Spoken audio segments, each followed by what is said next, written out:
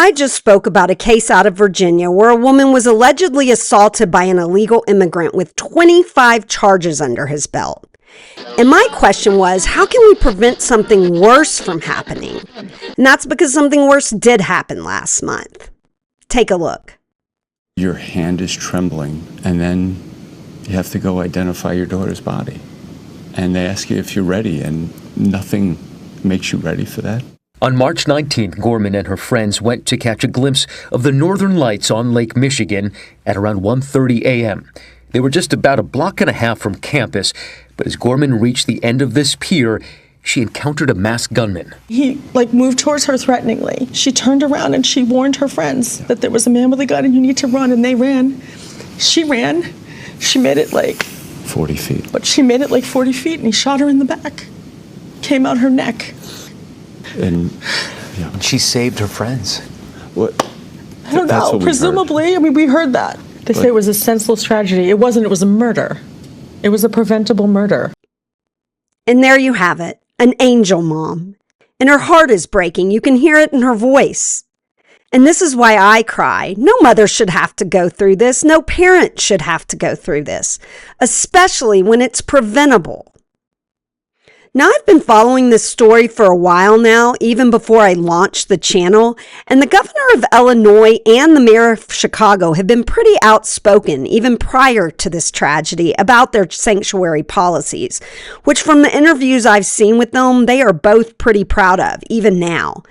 In fact, the city of Chicago actually held a contest to name one of their snowplows, and the name that was picked was called Abolish ICE.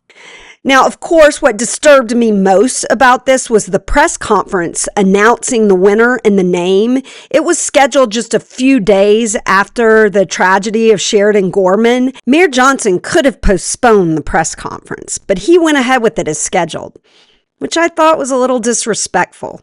Police arrested 26-year-old Jose Medina, a Venezuelan who authorities say entered the country illegally. His lawyer says her client lost a portion of his brain and skull after he was robbed and shot in the head in Colombia in 2018. His lawyer said he had the mental capacity of a child. He had the mental capacity and the wherewithal to buy a gun, to have a mask on, and to be waiting. The mask was on, and he had a gun pointed at my daughter when she passed him. A child does not do that. A man does not shoot a retreating child in the back. The Department of Homeland Security says Medina was first apprehended by U.S. Border Patrol in May of 2023 and released into the country under the Biden administration. And just over a month later, they say he was caught shoplifting in Chicago, arrested, and released again. An arrest warrant was issued after he didn't show up for court. Now I'm going to pause it right there. So yes, in my opinion, this was very preventable if the city of Chicago and state of Illinois had just been working with the federal government. Now I paused right here so I could show you this June 19th, 2023 arrest, because this is the one I'm interested in. This is where the break in the system is happening in these sanctuary cities, in my opinion. And I'm going to show you a real quick graphic I made to illustrate how these sanctuary policies work. This is something I don't believe is being talked about enough to the general public. They don't really understand a lot of the laws associated around immigration, but I want to break it down. ICE does not end up in these neighborhoods by accident. What happens is these places with sanctuary policies, they make an arrest, but they usually don't notify ICE. They don't share data, and in some cases, like this one, they actually release the illegal immigrant back into the community. So on June 19th, when Jose Medina was arrested for theft, the city of Chicago was not permitted to contact ICE and instead released him out into the community for the 2 months before his hearing, which according to this report, he did not show up for. So there was no reason for him to be released. He should have been in ICE custody as soon as he was arrested. The federal government and ICE should have been contacted, but that is not what happened. And this is the reason why you hear Sheridan Gorman's parents saying this was preventable.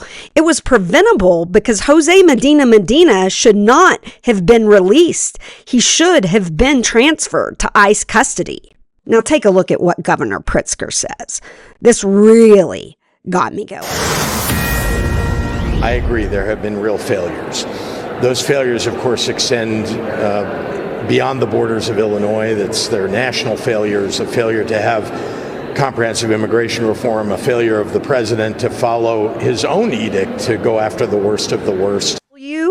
Oh, wow. I cannot tell you how upset this made me when I heard Governor Pritzker say this. The audacity. How can he be blaming President Trump when it's his cities that won't cooperate with the federal government?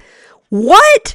This man, Jose Medina, should not have been released back into the public in June of 2023. This really upsets me. But it's Sheridan Gorman's parents who really sum it up best for me.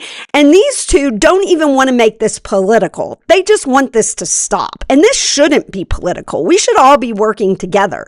But we're not. We're turning everything into a political circus nowadays. Listen to what our parents have to say. Tell me about the policies that you think made this happen. Honestly, we're really still trying to explore that. Clearly, there needs to be some cooperation between state and local government and federal officials. When someone commits a crime and they've been here illegally, there needs to be cooperation. He was arrested for, yes, a nonviolent crime, but he also was here illegally. In our mind, he should have been handed over to the feds at that point. And really, what else can you say? Mr. Gorman is right. And I think one of the main reasons President Trump won a second term is because more than 70% of Americans want illegal immigrant criminals to be deported. I don't understand why Democrat politicians do not get this. Instead, they want to protect the criminal illegal immigrants. If they keep doing this, more Americans are going to be killed, in my opinion. Why are they doing it? And that's why cases like the one I covered in Virginia matter, because in that case, a woman was assaulted, and the question was whether something worse could have been prevented. And unfortunately for the Gorman family, that question has been answered. I hope you enjoyed my video. Please like, comment, and subscribe. This is a new channel, so it will help me grow. And I'd really like your thoughts on sanctuary policy, so please leave those in the comments. This is the Bleeding Heart MAGA signing off.